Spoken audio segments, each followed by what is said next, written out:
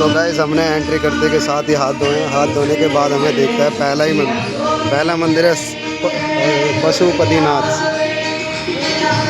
देखिए फिर हम आगे चलते हैं तो आगे देख रहे हैं तो एक अच्छी जगह है घूमने के लिए। नंदी जी महाराज हमारे बैठे हैं शिव के सामने, शिव की भक्ति करते हुए।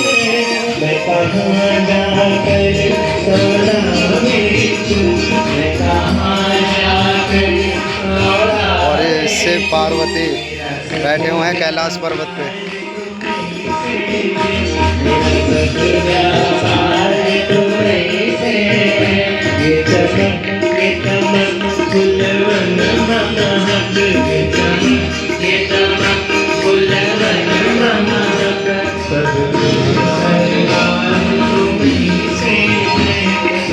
तो अभी हम और भी जगह जाएंगे, देखेंगे कहाँ क्या क्या है।